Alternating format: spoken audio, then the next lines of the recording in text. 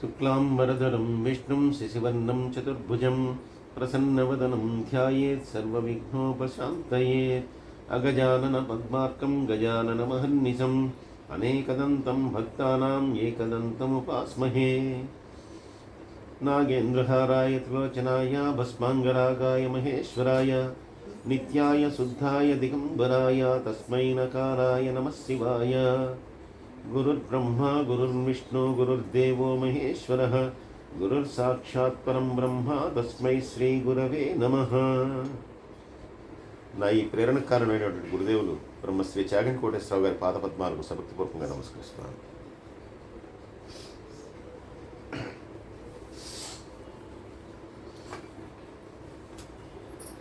పెళ్లికంతా సిద్ధమైంది, మేనకాదేవి ఒప్పుకుంది, హిమవంతుడు ఒప్పుకున్నాడు. ఇప్పుడు పెళ్లివారందరూ వచ్చారు, బ్రహ్మ విష్ణు మహేశ్వరులు, అలాగే యక్షులు గంధర్వులు మొత్తం అందరూ కూడా ఆ కైలాసానికి వచ్చేసారు. కైలాసానికి వచ్చిన తర్వాత వీళ్ళు ఇప్పుడు ఇక్కడి నుంచి బయలుదేరుతున్నారు. ఇప్పుడు పరమేశ్వరుడు అన్నాడు గణేశ్వరుడికి చెప్పేట. అంటే గణేశ్వరుడు అంటే ఒకటే కదండి, గణేశ్వరుడు అంటే గణములకి బోల్డ్ మంది, ఆయన బోల్డ్ గణాలు నాయకుడు ఉన్నాడు.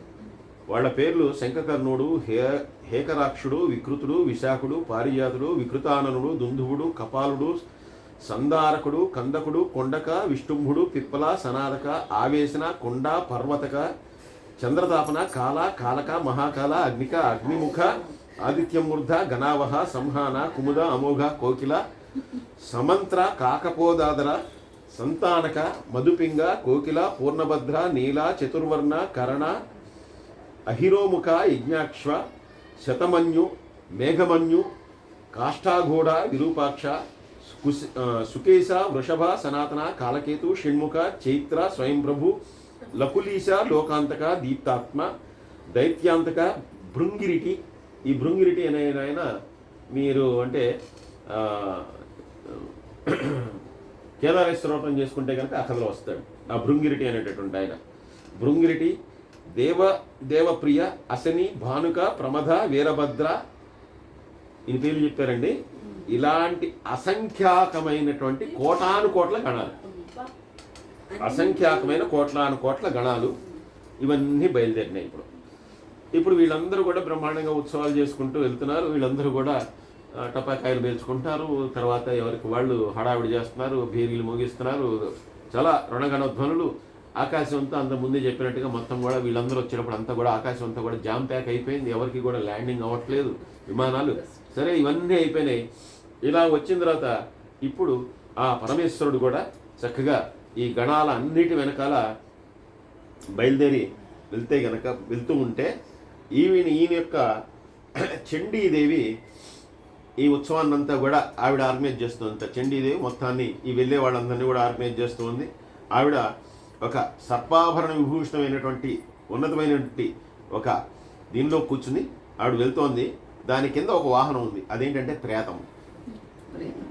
ఆ ప్రేత వాహనం మీద ఆవిడ వెళ్తోందిట. ఆమె దాని మీద కూర్చుని తన తల మీద బంగారపు కలశంతో నీటిని తీసుకుని వెళ్తోందిట. ఈయనకి సోదర సమానరాలైనటువంటి చండీదేవి. అంటే వివాహం ఎలా చేసుకోవాలి దాని సాంప్రదాయాన్ని కూడా చక్కగా మనకి దీనిలో వర్ణిస్తుంటాడు. అలాగే ఈ శివుడికి ముందరగా బ్రహ్మగారు, అంటే ప్రోటోకాల్ ప్రకారం అందరూ కూడా బ్రహ్మగారు, తర్వాత విష్ణు, వీళ్ళందరూ కూడా బయలుదేరి వెళ్తున్నారు. ఎవరి వాహనాలు వాళ్ళవి, ఎవరి యొక్క రథాలు వాళ్ళవి. పక్కన చక్కగా అమ్మవారితో కూర్చుని అందరూ కూడా బయలుదేరుతున్నారు. ఇలా వెళ్తున్నటువంటి వాళ్ళు వెంటనే ముందర కబురు చేశారట, వస్తోంది బారాత్ వస్తోంది, అందరూ రెడీగా ఉండండి అని చెప్పి ఆ హిమంతుడికి కబురు చేశారట.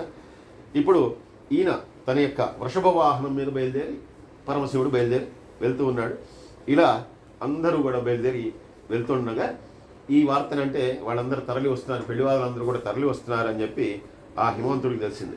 వెంటనే ఆయన తన యొక్క కుమారులందరినీ, అంటే కొండలన్నీ, మైనాకుడు, వింధ్యాధరము, ఇవన్నీ కొండలన్నీ ఇటు పిలిచి అందరూ కూడా రిసీవ్ చేసుకోవడానికి రెడీగా ఉండండి, పెళ్లి వాళ్ళు వస్తున్నారు అని చెప్పి. మరి వీళ్ళు రాగానే వీళ్ళకి కాళ్ళు గడగాలి, హారతలు ఇవ్వాలి, ఇవన్నీ వీటికి కావాల్సినటువంటి సరంజామా అంతా కూడా రెడీ చేసుకుని పెళ్లి వారికి ఎదురు వెళ్తున్నాడు. వాళ్ళందరినీ అంటే గౌరవంగా ఆహ్వానించి తీసుకురావడానికి వాళ్ళందరూ కూడా వెళ్తున్నారు. ఇలా వెళ్తుంటే కనుక ముందరగా ఒక్కొక్కళ్ళు వస్తూ ఉన్నారనమాట. వస్తుంటే వాళ్ళందరికీ కూడా అభివాదం చేస్తున్నాడు. ముందర బ్రాహ్మణులు అందరూ వస్తున్నారట. ముందర వేదాలు చదువుకుంటూ వేదాలు వలించుకుంటూ బ్రాహ్మణులు అందరూ వస్తున్నారట. అలా వస్తున్నటువంటి బ్రాహ్మణులందరికీ కూడా నమస్కారం చేసుకుని వాళ్ళ కాళ్ళు కడిగి వాళ్ళ యొక్క కాళ్ళు కడిగినటువంటి నీరందరూ కూడా తన యొక్క శిరస్సు మీద చల్లుకున్నట్ట. ఇలా ఒక్కొక్కళ్ళు వస్తున్నారు. ఎక్కడున్నారు పరమేశ్వరుడు అంటే వెనకాల వస్తున్నాడు. చాలా దూరం ఉంది, ఇంకా ఈ 10-15 కిలోమీటర్లు ఉంది భారత్ అంతా కూడా, వస్తున్నాడు వెనకాలని చెప్పారు. సరే ఆయన కూడా చూద్దాం ఇదంతా కూడా శివుడు అని అందరూ వచ్చేదాకా ఒక్కొక్కళ్ళని గౌరవంగా రిసీవ్ చేసుకుంటాడు. ఈ లోపల ఇంట్లో కూర్చున్నటువంటి మేనకాదేవి పెళ్లి వాళ్ళందరూ వచ్చేస్తున్నారు. ఎందుకంటే అన్నీ కూడా బ్రహ్మాండమైనటువంటి మంగళవాద్యాలు అన్నీ మోగుతున్నాయి. హడావిడి సరంజామం అంతా బాగుంది. ఆవిడ అనుకుందిట, సరే ఆ శివుడు కూడా ఇంతవరకు చూడలే, ఎలా ఉంటాడో తెలియదు. మధ్యలో ఇన్నిసార్లు అటైంది ఈటైంది వివాహం, కాబట్టి ఆ పరమేశ్వరుడిని కూడా చూద్దామని చెప్పి ఆవిడకున్నటువంటి భవనాల్లో ఎత్తైనటువంటి ఒక గవాక్షం మీదకి వెళ్ళిపోయి అక్కడ కూర్చుని తన యొక్క చిలికత్తలందరితో కూర్చుని చూద్దామని చెప్పి కూర్చుని, సరేలే ఇప్పుడు మళ్ళీ రకరకాలు ఎవరెవరో వస్తారు, వచ్చిన వాళ్ళందరినీ ఎవరు ఇంట్రడ్యూస్ చేస్తాడు, పరిచయం కావాలి కదా. ఆయన ఫలానా ఆయన అండి, ఈయన సుబ్బారావు అండి, ఈయన రామారావు అండి అని ఎవరో ఒకరు చెప్పాలి. అందుకని ఆ నారదుడు ఉంటాడు, పోయి ఆయన పట్టుకురండి అని. వీళ్ళందరూ వెళ్ళి ఆ నారదుడు వస్తుంటే నారదుడిని అప్పటిదాకా ఈయన పరమేశ్వరుడు పక్కన వస్తూ ఉన్నాడు. ఆ నారదుడిని పట్టుకురండి, అందరినీ చెప్తాడు, పరిచయాలు చేస్తాడు నాకు అని చెప్తే ఆయన్ని కూడా తీసుకొచ్చి ఆ మేనకాదేవి దగ్గర కూర్చోబెట్టారు. ఈవిడ అక్కడే నుంచి చూస్తూ ఉంది. ఈమెలే వచ్చేవాడిని చూద్దాం, ఎందుకంటే మరి ఇన్నాళ్ళు కష్టం, 3000 సంవత్సరాలు తపస్సు చేసింది, ఇన్నిసార్లు కొట్లాట్లైనాయి, ఆయన చెప్తే ఎవరిని చేసుకుంటుంది అంటే ఎంత అందంగా ఉంటాడో ఎలా ఉంటాడో ఏమిటో చూద్దామని చెప్పి ఆవిడ అక్కడ కూర్చునిందిట. కూర్చుని ఉన్న తర్వాత ఇప్పుడు మెల్లగా వాళ్ళు వస్తున్నారు, ఒక్కొక్కళ్ళు వస్తున్నారు. ముందరగా నేను చెప్పినట్టుగా వీళ్ళందరూ వచ్చేసారు. ఎవరు ఈ బ్రాహ్మణులు, వీళ్ళందరూ వేదాలు వల్లించుకుంటూ వాళ్ళందరూ వచ్చేసారు. వాళ్ళందరూ వచ్చేసిన తర్వాత గంధర్వులు వచ్చారు. గంధర్వులు చాలా అందగాళ్ళని, గంధర్వులు యక్షులు వీళ్ళందరూ కూడా చాలా అందంగా ఉంటారు. అట్లాంటి గంధర్వులందరినీ చూసిన తర్వాత ఆవిడ వెంటనే ఏడయ్యా వీళ్ళలో ఉన్నాడా శివుడు అందిట. వెంటనే నేను ఆడదిన, లేదమ్మా వీళ్ళందరూ గంధర్వులు, ఇగో చిత్రధులు అనేటటువంటి వాడు వీళ్ళ రాజు అని చాలా అందంగా ఉన్నాడు అంటే ఆవిడ అనుకుంటే ఓహో బాగుందిలే, బాగానే ఉన్నారు. సరే తర్వాత ఈ యక్షులు వచ్చారు. యక్షులు గంధర్వులు విద్యాధరులు వీళ్ళు చాలా అందమైనటువంటి వాళ్ళు. ఆ యక్షులు వచ్చారట. మళ్ళీ ఆవిడ ఆత్రంతో అడిగిందిట, వీరేనా? ఇందులో లేనమ్మా, ఇంకో వస్తాడు, ఇంకా చాలా వెనకాల ఉన్నాడు, కంగారు పడకని చెప్పాడు. మళ్ళీ తర్వాత విద్యాధరులు వచ్చారు. మళ్ళీ ఇది అడిగితే లేదమ్మా నేను చెప్తాను కదా, మీకు ఎందుకు కంగారు పడతారు, చాలా టైం ఉందమ్మా అని చెప్పాట. ఈ రకంగా వాళ్ళందరూ వెళ్ళిపోయిన తర్వాత గంధర్వులు, యక్షులు, ఈ విద్యాధరులు, కిన్నెరులు, కింపురుషులు వీళ్ళందరూ వెళ్ళిపోయిన తర్వాత దున్నపోతు వాహనం మీద ఇవిడు వస్తున్నట్ట. ఆయన చూడంగా ఒకసారి భయపడి ఏదో వృషభవాహనం ఉన్నారు, ఈయన ఎవరు వచ్చా అంటే లేదమ్మా ఆయన కాదు, ఆయన యమధర్మరాజు గారు అని చెప్పారట. సరే ఆయన వెళ్ళిపోయాడు. తర్వాత నైరుతి, తర్వాత వరుణుడు, వాయువు, కుబేరుడు, ఇలా అందరూ వెళ్ళిపోతున్నారు. అప్పటికి గంటలు అయిపోయినాయి, కాళ్ళు పుక్కిపోతున్నాయి, ఇంకా శివుడు రావట్లే, ఇంకా చాలా ఉంది అక్కడ. సరే చూస్తూ ఉండగా బ్రహ్మాండమైనటువంటి ఐరావతం మీద ఇంద్రుడు వస్తున్నాడు. చాలా బాగుంది, ఐరావతం గొప్పగా ఉంది, దాని మీద ఉన్నటువంటి ఆయన కూడా చాలా శోభాయమానంగా ఉన్నాడు. ఈయన ఇలా శివుడు అందిట. లేదమ్మా ఈయన కాదు, ఈయన పేరు ఇంద్రుడు, ఈయన ఓన్లీ ఇంద్రలోకానికి మాత్రమే, ఆయన స్వర్గలోకానికి మాత్రమే ఈయన ప్రభు, మా శివుడు అంటే ఆయన ఓవరాల్, కాబట్టి ఈయన కాదన్నట్టు. సరే ఆయన కూడా వెళ్ళిపోయిన తర్వాత బుధుడు, మునీశ్వరులు వీళ్ళందరూ వెళ్ళిపోయారు. తర్వాత హంసవాహనం మీద వస్తున్నటువంటి ఆ చతుర్ముఖ బ్రహ్మగారు వెంటనే ఈ ఈశానుడు, పంచాననుడు ఇలాంటి పేర్లు విన్నటువంటి ఏమయ్యా 4 ముఖాలు కనిపిస్తున్నాయి, ఇటు చూస్తున్నాయి, ఈయనే చూస్తున్నాడు, అన్ని వైపులా చూస్తున్నాడు, ఈయనేనా 5వ ముఖం కనపట్టలేదు, నాకు 5 ముఖాలు ఉంటాయని చెప్పారు మీ శివుడికి అందిట. లేదమ్మా ఈయన పేరు బ్రహ్మగారు, ఈయన లోకానికంతా విధాత, ఈయన కాదమ్మా అన్నారు. సరే ఆయన కూడా వెళ్ళిపోయిన తర్వాత ఈయన వస్తున్నాడు. సశంఖ చక్రం, సకిరీట కుండలం, సపీత వస్త్రం, సరసూర్యక్షణం, మహానుభావుడు చతుర్భుజాలతో ఆయన వస్తున్నాడు. ఆహా ఎంత ముగ్ధ మనోహరమైనటువంటి రూపం, శ్యామల వర్ణంతో బ్రహ్మాండంగా వెలిగిపోతున్నాడు కదా అని చెప్పి ఈయనైనా అడిగింది నారదుని. లేదమ్మా ఈయన కాదు, ఈయన విష్ణు భగవానుడు, ఇగో ఆయన పక్కన కూర్చున్నాడు అనేది భార్య, ఆయన యొక్క భార్య లక్ష్మీదేవి, కాబట్టి వీళ్ళు కూడా కాదు అన్నట్టు. ఇంకెక్కడయా వచ్చేది, వస్తాడమ్మా చివరికి వస్తాడు, ఎందుకంటే మరి మీ అల్లుడు అంటే మా సామాన్యమైన వాడా, వీళ్ళందరూ కూడా ముందర ఆయనకి పైలట్స్ లాగా వస్తున్నారు, చిట్ట చివరికి వచ్చేవాడే మీ అల్లుడు అని చెప్పి చెప్పాట. చెప్పిన తర్వాత వెంటనే సరే కానీ ఇంకా వెయిట్ చేస్తుంది ఆవిడ. వెయిట్ చేస్తుంటే ఈ విష్ణువు ఆయన యొక్క పార్శ్వదులు వీళ్ళందరూ వెళ్ళిపోయారు. చాలాసేపు పట్టేసింది, ఇదంతా కూడా అయిపోయింది. ఆ తర్వాత బ్రహ్మాండమైనటువంటి ఆశ్చర్యకరమైనటువంటి సమూహాలన్నీ రావడం మొదలుపెట్టాయి. ఇందులో కొంతమంది యొక్క ముఖాలన్నీ వంకరగా ఉన్నాయట, కొంతమందికి భయంకరమైన చూడంగానే భయం వేసే రూపంతో ఉన్నట్ట, కొంతమందికి 10 కళ్ళు 15 కళ్ళు ఉన్నాయట, కొంతమందికి ఏమో 4-5 చేతులు ఉన్నాయట, కొంతమంది చేతుల్లో దండాలు పట్టుకున్నట్టు, కొంతమంది పాశాలు, కొంతమంది ఏమో పరశువులు, అంటే రకరకాల ఆయుధాలు ధరించి ఉన్నారు వీళ్ళందరూ. అలాగే కొంతమంది వాహనాలు ఎక్కువ వస్తున్నట్టు, కానీ ఆ వాహనాలని తలకిందులుగా నడుపుతున్నట్ట. అలాగే ఒకడేమో కొమ్ము బూర లాంటిది వాయిస్తున్నట్ట, ఒకడేమో ఢమరకం వాయిస్తున్నట్ట. అలాగే కొంతమంది గోముఖంతో ఉన్నారు, కొంతమంది వ్యాఘ్రముఖంతో ఉన్నారు, అంటే పులి మొహంతో ఉన్నారు, కొంతమంది ఏమో గోవు యొక్క ముఖాలతో ఉన్నారు. ఇలాగా ఉన్నటువంటి వాళ్ళందరూ కూడా వస్తూ ఉన్నారట. కొంతమందికి చేతులు ఉన్నాయి, కొంతమందికి చేతులు లేవు, కొంతమందికి ఉంటేనే 10 చేతులు ఉన్నాయి, కొంతమందికి 16 కళ్ళు, లేదా ఒక 20 తలలు. ఇలాంటి వాళ్ళందరూ అసలు రకరకాల విచిత్రమైనటువంటి వేషాలతో వచ్చినటువంటి వాళ్ళు ఉన్నారట. చూడంగానే ఆవిడ ఒక్కసారి భయపడిపోయిందిట. ఏమిటి వీళ్ళు అందిట. ఆయనేనమ్మా మీ అల్లుడి గారి పరివారం వాళ్ళందరూ కూడా అన్నట్ట.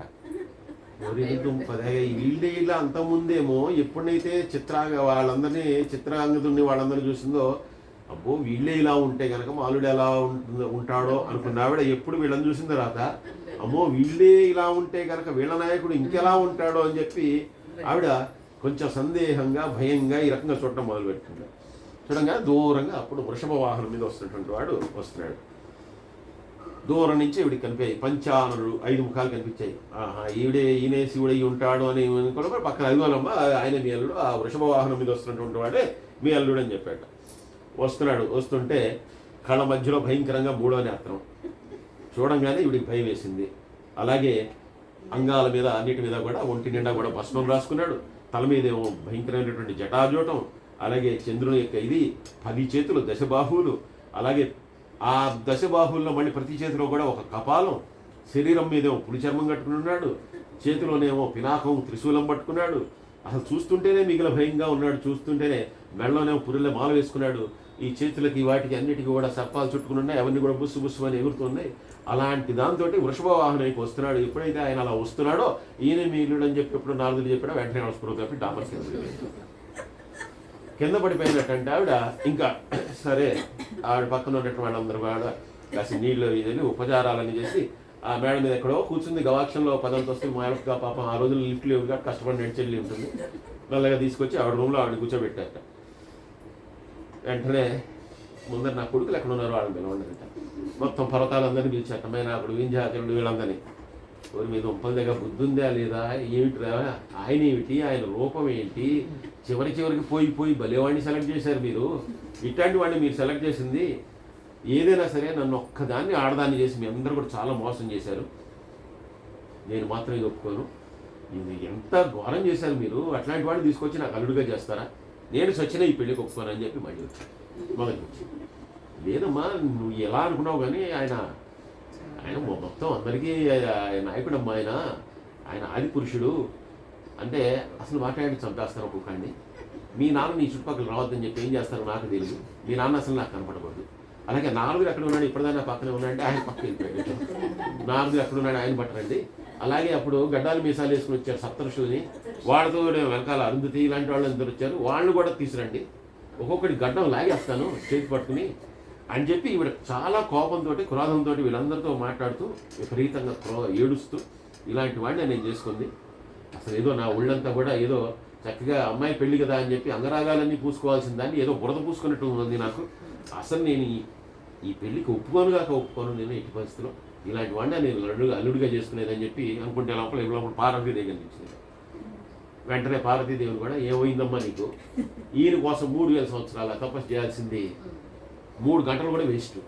ఇటువంటి వాడిని 3000 సంవత్సరాలు తపస్సు చేసి ఇటువంటి వాడిని సెలెక్ట్ చేసుకున్నావు. ఏది ఒంటి నిండా బూడిద పూసుకునేవాడిని, బట్టలు కట్టుకునేవాడిని, ఎద్దు మీద తిరిగేవాడిని, చేతిలో కపాలాలు పట్టుకునేవాడిని, పాములతో దోస్తీ చేసేవాడిని, వాడిని ఫ్రెండ్ చేసుకున్నావు.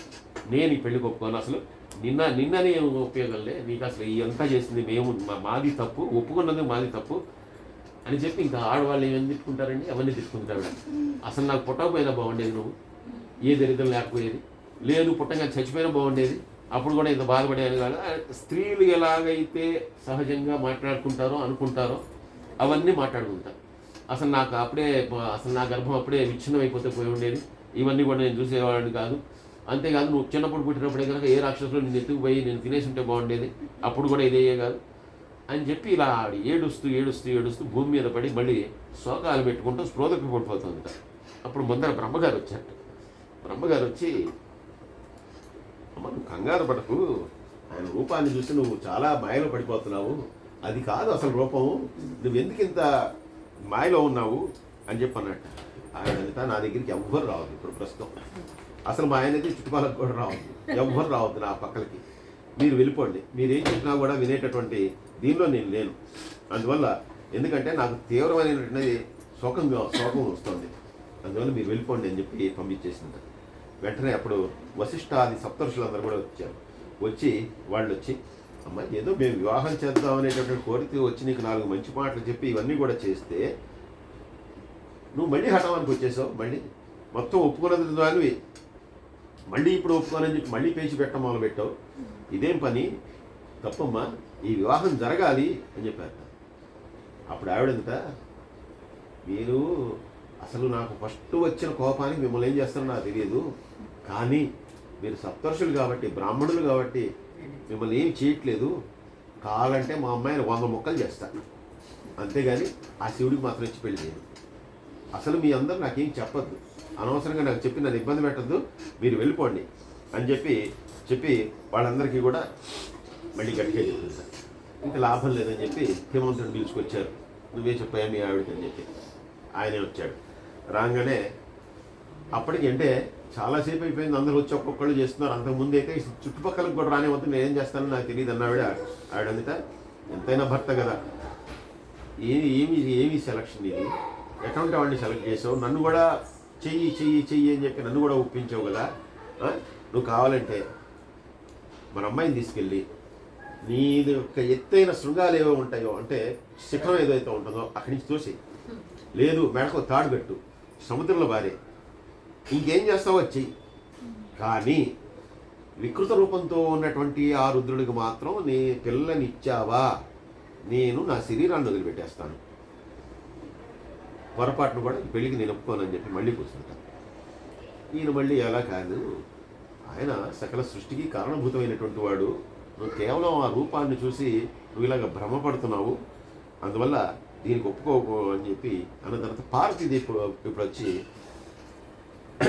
అమ్మ ఆయన సనాతనుడు, అవినాశి, అలాగే అక్షరుడు, నేను ఆయన కోసమే నా తపస్సు చేశాను, అసలు ఆయన కోసమే నేను పుట్టాను, కాబట్టి ఆయన తప్పితే నేను ఎవరిని పెళ్లి చేసుకోను, నువ్వేదో చెప్పేస్తున్నావు, నువ్వు ఏదైనా చేయి నన్ను, కానీ నేను ఆయన తప్పితే పెళ్లి కూడా చేసుకోను, అందువల్ల నన్ను ఆయనకు అప్పచెప్పేసి అని చెప్పింది.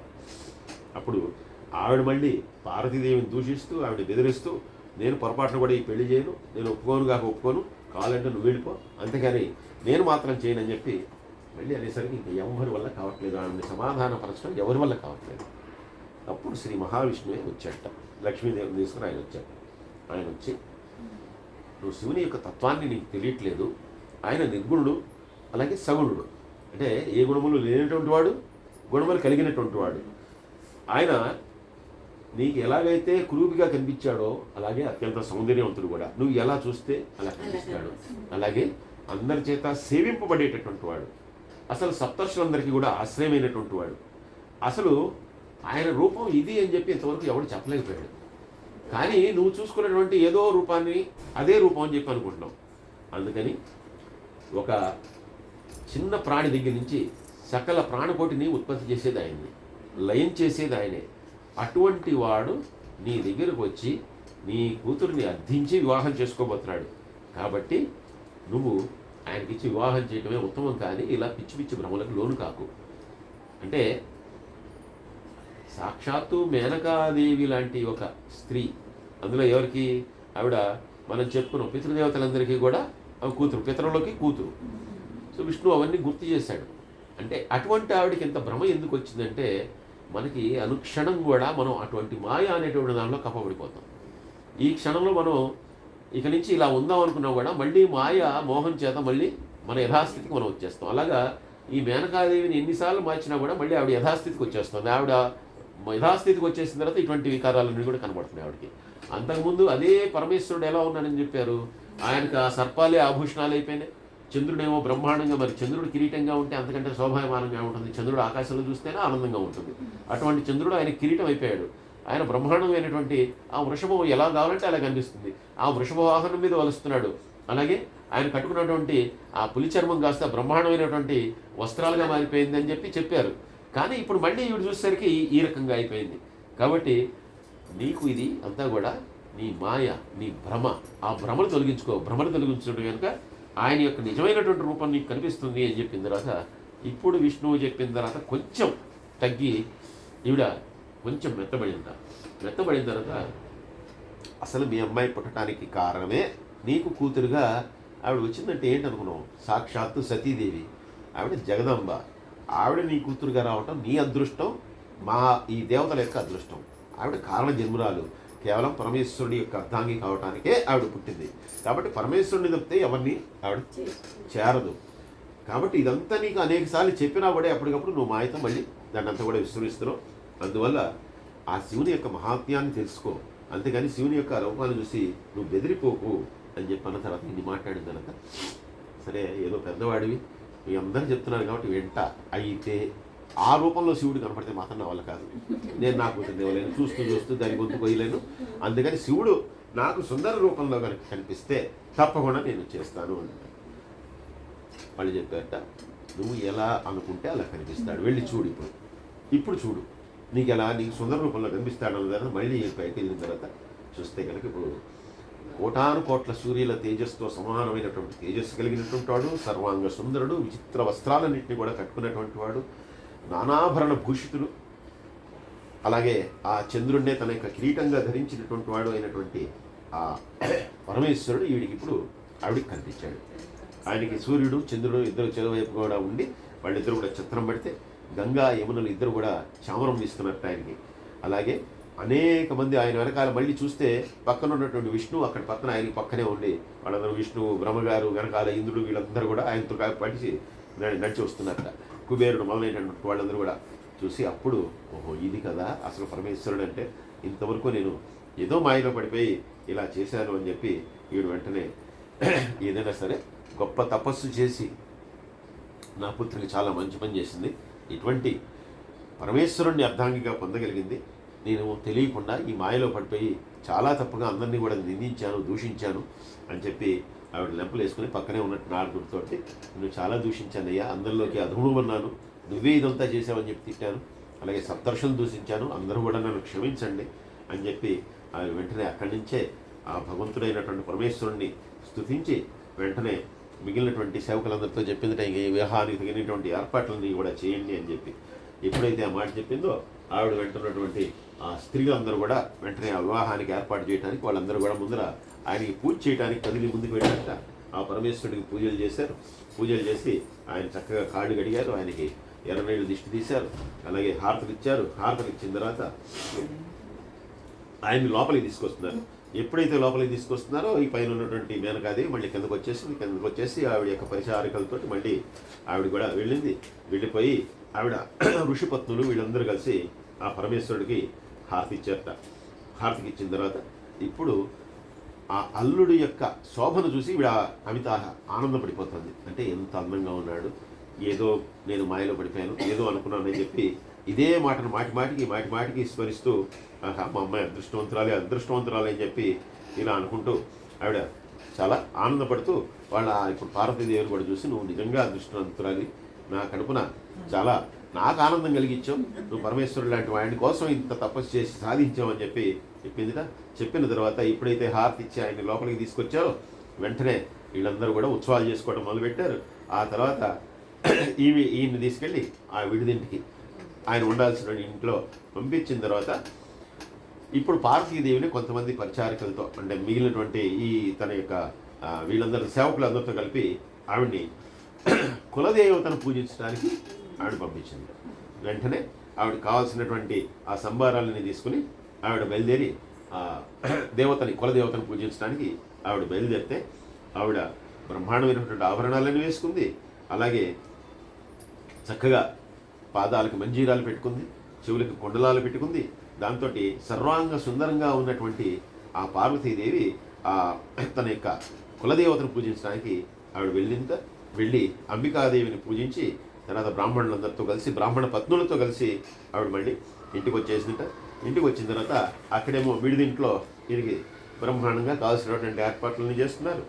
ఇవన్నీ చేసిన తర్వాత ఇంకా విష్ణువు బ్రహ్మగారు వీళ్ళందరూ కూడా ఆయనతోనే ఉన్నారు.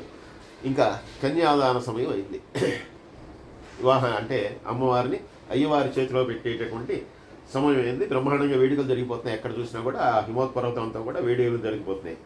దీన్ని ఇక్కడ అంతకుముందు ముహూర్తం పెట్టిందేమో వశిష్ఠ మహర్షి, కొన్ని ఆధ్వర్యాలని కూడా బ్రహ్మగారే చేశారు.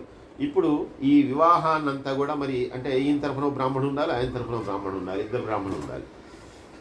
ఈయన తరఫున గర్గ మహర్షి అనేటటువంటి ఆయన హిమవంతుడి తరఫున బ్రాహ్మణుడు, ఆయన బ్రాహ్మణుడు సాక్షాత్తు బ్రహ్మగారే మంత్రాలు చదువుతాడు. ఇక్కడేమో గర్గ మహర్షి చదువుతాడు. వెంటనే ఇప్పుడు ఆయన గర్గ మహర్షి కూర్చుని అమ్మవారిని తీసుకొచ్చి ముందరగా గౌరీ పూజ చేయించాక అంటే గౌరీదేవే గౌరీ పూజ చేస్తుంది. అది గౌరీదేవే భూమి మీదకి వచ్చింది కాబట్టి ఆవిడ మళ్ళీ గౌరీ పూజ చేస్తుంది. ఇప్పుడు గౌరీ పూజ చేస్తున్న తర్వాత ఇంకా అబ్బాయిని పిలవండి, వేళ అవుతుందని చెప్పిన తర్వాత ఒక బ్రహ్మాండమైనటువంటి ఛత్రము చామరం ఇవన్నీ కూడా వీస్తూ ఆ పరమేశ్వరుని తీసుకుని లోపలికి వస్తుంటే పరమేశ్వరుడు వెనకాల ఆ విష్ణువు బ్రహ్మగారు, వెనకాల ఇంద్రుడు, కుబేరుడు ఇలాంటి వాళ్ళందరూ కూడా వస్తున్నారు. ఇంకా ఆయన యొక్క గణాలు వీళ్ళు అనేకమైనటువంటి శబ్దాలు చేస్తున్నారు, అనేకమైనటువంటి వాద్యాలన్నీ కూడా మోయిస్తూ ఉన్నారు. ఇలా వచ్చిన తర్వాత ఆ శివుడు మళ్ళీ వృషభవాహనం నుంచి ఆయన మళ్ళీ అంటే మనలాగా ఇప్పుడు మోడర్న్గా పలకిల్లోను లేకపోతే ఏదో వీటిలో రాకుండా ఆయన మామూలుగా వృషభవాహనం మీద అక్కడికి కూడా వచ్చాట. వచ్చిన తర్వాత మళ్ళీ ఆయన కాళ్ళు గడిగి లోపలికి తీసుకొచ్చిన తర్వాత ముందరగా ఆ శివుడికి మధుపర్కాలు ఇచ్చారట, అంటే బట్టలు పెట్టారట. మనం చేసేటటువంటి ఏవేవైతే అవే లౌకిక ఆచారాలు మనకి చెప్తూ ఉన్నాడు పురాణంలో కూడా. ముందర బట్టలు ఇచ్చారట. బట్టలు ఇచ్చిన తర్వాత ఆయన కూర్చున్న తర్వాత ఇప్పుడు ఈ కన్యాదాన సమయం అవుతోంది కాబట్టి ఆ కన్యాదానం ముందర చేస్తామని చెప్పి అన్న తర్వాత వెంటనే పుణ్యాహవచనం చేశారట. గర్గమహర్షి పుణ్యాహవచనం అందజేసిన తర్వాత ఆ తర్వాత పార్వతీదేవి కూడా పెరుగు, అక్షతలు, అలాగే దర్భలు వీటన్నిటితో కూడా నీటితోటి ఆ శివుని పూజించింది. అయిన తర్వాత ఇప్పుడు ఈ మేనకాదేవి బంగారు కలశంతో నీళ్లు పట్టుకొచ్చిన తర్వాత ఆ కలశంలోంచి నీళ్ళు ఆవిడ పోస్తుంటే హిమవంతుడు తన యొక్క కుడి చేతితో ఆ యొక్క పరమేశ్వరుని యొక్క పాదాలన్నీ కడిగాడు. దీంతో ఆయన యొక్క కాళ్ళు గడవటం అయిన తర్వాత ఇప్పుడు గర్గమహర్షి అడిగేట పరమేశ్వరుని, మీ గోత్రం చెప్పండి, అలాగే మీ ప్రవర చెప్పండి. అంటే గోత్రం చెప్పాలి. గోత్రం చెప్పిన తర్వాత ఆయన యొక్క తల్లిదండ్రులు ఎవరు, వాళ్ళ తాతలు ఎవరు, ఇవన్నీ చెప్పాలి. అవన్నీ చెప్పండి, నేను అవన్నీ చదువుతా అన్నట్టు. ఎందుకంటే అది చదువుతారు, ఒక విధానం అనమాట. అది అనగానే పక్కన ఉన్నటువంటి ఎప్పుడైతే ఆ మాట అడిగాడో ఈయన విన్నట్టుగా వదిలేసేట, పాజ్ అన్నట్టుగా మాట్లాడకుండా కూర్చున్నట్ట. అప్పుడు నారదుడు అన్నట్ట, ఆయన గోత్రం ఏంటయ్యా, ఆయన గోత్రం లేదు, కులం లేదు, ఆయన అందరికీ కూడా ఆది పురుషుడు, మొట్టమొదటి వచ్చినవాడు. ఆ విషయం అసలు ఆయన పేరేంటనేది కూడా ఎవరికి తెలియదు, బ్రహ్మ విష్ణువులు కూడా తెలియనటువంటి వాళ్ళు. కాబట్టి ఇంకా ఇతరుల గురించి చెప్పాల్సిందే ఉంది. నువ్వు ఆయన అడుగుతున్నావు ఆయన పేరేంటి, ఆయన గోత్రం ఏంటని. అవన్నీ ఏమీ లేదు, పార్వతీదేవి తపోబలం చేత మాత్రమే ఆయన్ని సాధించింది. కాబట్టి నువ్వు ఈ గోత్రాలు కుల ఇవన్నీ అడగకుండా, ప్రవర్లు ఇవన్నీ అడగకుండా నువ్వు చేయవలసింది చేయవయ్యా అని చెప్పారట. వెంటనే ఇద్దరి చేత కూడా జీలకర్ర బెల్లం పెట్టించాను. బ్రహ్మాండంగా అందరూ కూడా వేడుక చేసుకున్నారు.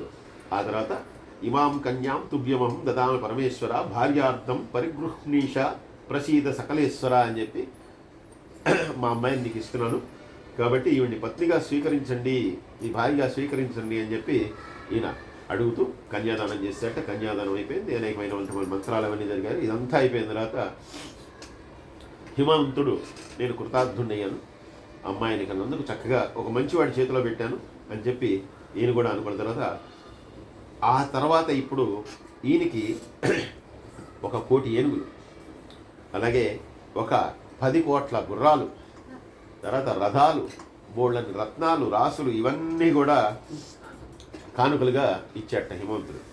అలాగే ఇప్పుడు ఆ పరమేశ్వరికి అంటే అమ్మవారికి శివుడు ఆ పాపటలో ఆయన సింధూరం పెట్టారట. ఇవన్నీ చేసిన తర్వాత వెంటనే శివుడు కూడా ఆ పూజ చేసినటువంటి ఆ గర్గ మహర్షికి కానీ మిగిలినటువంటి బ్రాహ్మణులు కానీ ఆయన ఇచ్చినటువంటి దానాలన్నింటినీ కూడా వాళ్ళందరికీ ఇచ్చేసేట. ఇచ్చేసిన తర్వాత ఇలా వివాహం అంతా పూర్తయిపోయింది.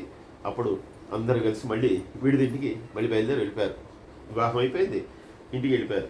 వెళ్ళిపోయిన తర్వాత ఇప్పుడు ఈ కొత్త దంపతుల్ని, పెళ్ళి అయిపోయినటువంటి దంపతులను చూడటానికి వెంటనే దివ్యమైనటువంటి స్త్రీలు వచ్చారట. వాళ్ళు ఎవరంటే సరస్వతీదేవి, లక్ష్మీదేవి, సావిత్రి, గంగా, అదితి, శచి, లోపాముద్ర, అరుంధతి, హల్య, తులసి, స్వాహ, రోహిణి, పృథివీ, శతరూప, సంజ్ఞ, రతి. అందరూ కూడా ఇందులో పతివ్రతలు చాలామంది ఉన్నారు. వీళ్ళందరూ కూడా వచ్చారట. వీరందరూ వచ్చిన తర్వాత వాళ్ళు కూడా అనేకమైనటువంటి కానుకలవన్నీ తీసుకొచ్చారు. వాళ్ళందరూ కూడా ఆ శివుని, పార్వతిని ఇద్దరిని కూడా వాళ్ళు అభినందిస్తూ వాళ్ళు అనేకమైనటువంటి మాటలు మాట్లాడుతుంటే పాపం రతీదేవి మాత్రం పక్కన కూర్చుంది. సరే ఇప్పుడు ఆవిడ టైం వచ్చింది. ఆవిడ వచ్చింది, వచ్చి ఈ వివాహం కోసమే కదా మా ఆయన కూడా ప్రయత్నం చేసింది, కానీ ఇదే ప్రయత్నంలో మూడో కన్ను తెరిచి పోయాడు. ఇగో అప్పటి నుంచి ఈ బూడిద నేను వేసుకుని తిరుగుతున్నాను. ఎందుకంటే నాకు ఈయన చెప్పాడు కదా బూడిద పట్టుకుని తిరుగు, ఆ బూడిద కూడా వదిలేసామంటే అది అసలు పోతుంది అని చెప్పాడు.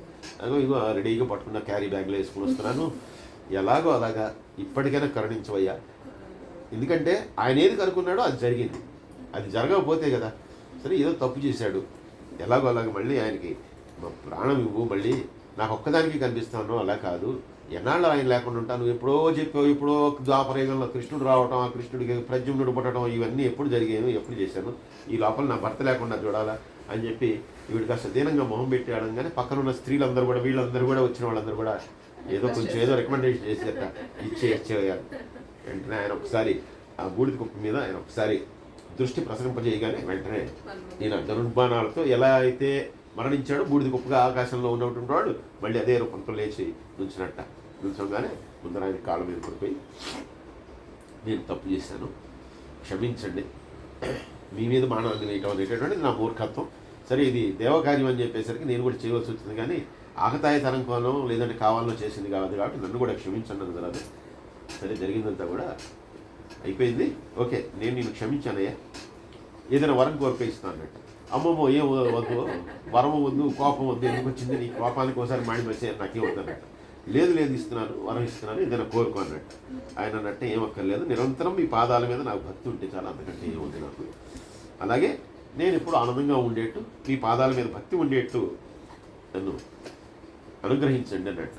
అన్న తర్వాత సరే అని చెప్పి అన్న తర్వాత ఇంకా వేడుకలు చేశారట. అంటే ఇప్పుడు భార్యాభర్తలందరినీ కూడా పక్క పక్కన కూర్చోబెట్టిన తర్వాత ఈవిడ ఒక ముద్ద, ఆయన ఒక ముద్ద, ఒకళ్ళు పెట్టుకున్నాక ఈ రకంగా బ్రాహ్మణులు వేద మంత్రాలు చదువుతూ ఉండగా ఈ కార్యక్రమం అంతా కూడా పూర్తి చేసిన తర్వాత ఆ పరమేశ్వరుడు వచ్చినటువంటి వాళ్ళందరినీ కూడా సంతోషపెట్టి వాళ్ళందరినీ కూడా సన్మానించి ఇచ్చేసిన తర్వాత కొంతమంది మాత్రం బహుమతులు తీసుకుని అక్కడి నుంచి వెళ్ళిపోయారు. సర్వే జనా సుఖినో భవంతు, సమస్త లోకా సుఖినో భవంతు, స్వస్తి.